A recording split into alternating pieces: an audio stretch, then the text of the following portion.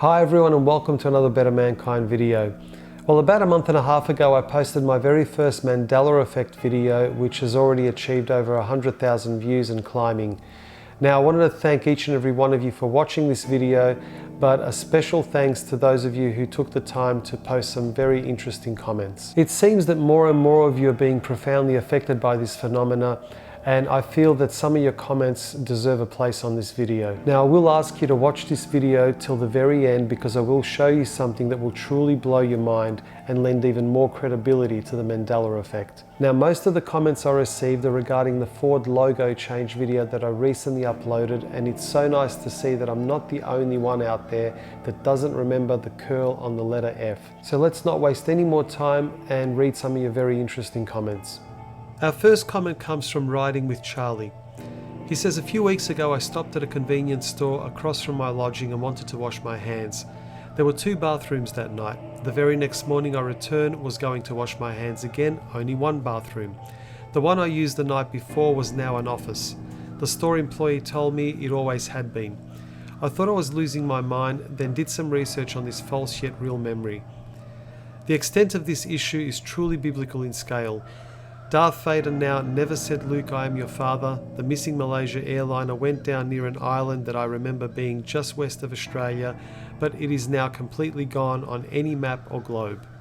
Well, you can rest assured that you're not the only one that is experiencing these types of radical overnight changes. This next one comes from Stu Pedasso. He writes, "This is screwing with me. I am a skeptic by nature, and this doesn't make sense. I have been a Ford guy forever and I don't remember a squiggle. The question I have is why?" Well, there seems to be many theories of why this is happening, but the most popular theory is that due to the experiments conducted by CERN's Hadron Collider, coupled with quantum computing technology, they have somehow managed to change reality as we know it. The concept of a multiverse was first proposed in 1952 by Erwin Schrödinger. And many people believe that CERN's Hadron Collider has merged our universe with another. But here's what I think, and by the way, this is only my opinion, so you're more than welcome to disagree with me. Now, in recent years, I've become a strong believer of the simulation theory. And if you're not familiar with this concept, please click on this video to get more in-depth information on the topic. I believe that these so-called multiverses are nothing more than advanced computer simulations, and scientists are finding similarities between the digital world and our very own reality. Now, in case you're having a difficult time getting your head around this concept, have a quick listen to this. So you're saying as you dig deeper, you find computer code writ in the fabric of the cosmos? Into the equations that we want to use to describe the cosmos, yes. Computer code? Computer code, strings of bits of ones and zeros.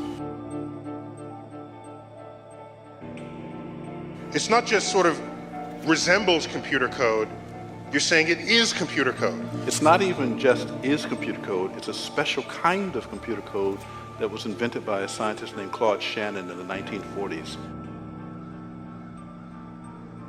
So are you saying we are all just, there's some entity that programmed the universe and we're just expressions of their code? Therefore, if our world is digital, it only stands to reason that someone with enough computational power could very easily change certain aspects of our reality. Our next comment comes from Architect Page. He says, "I have a Ford logo comment. I produced an iTunes app regarding the 1966 Ford GT40 MK win at Le Mans. Coincidentally, work at Ford Motor Company in Waverley, Essex, England.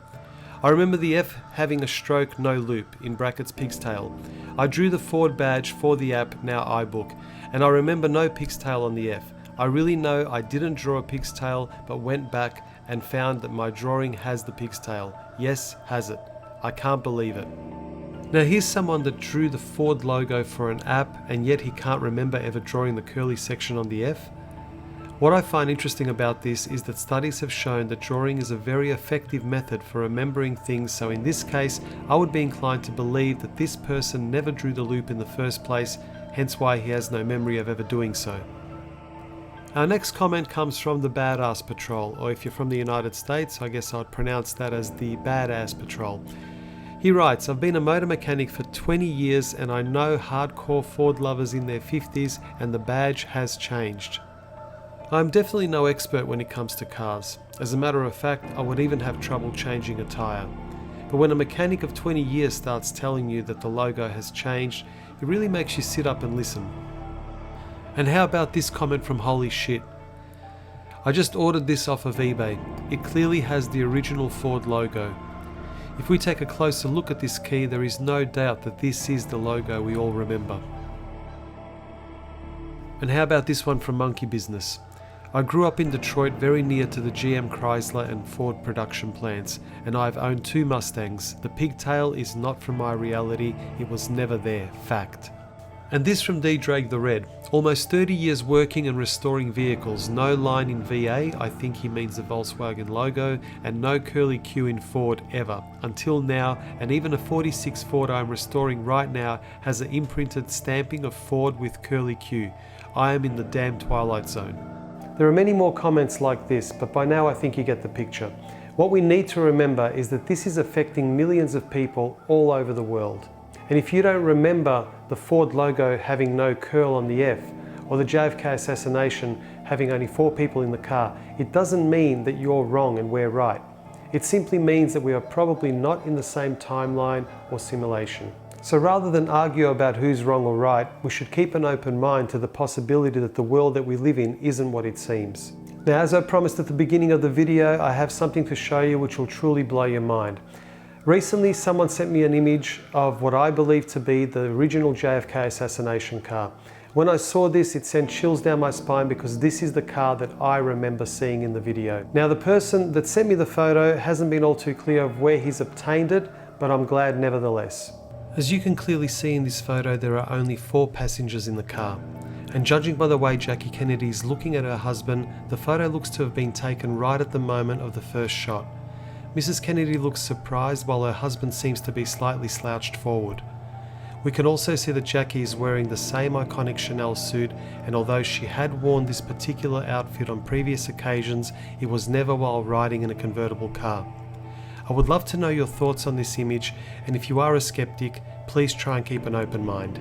Well, I hope you enjoyed this video, and if you like my content, give me the thumbs up and please subscribe to my channel. I wish you and your families a safe and happy new year, and as always, be good to each other.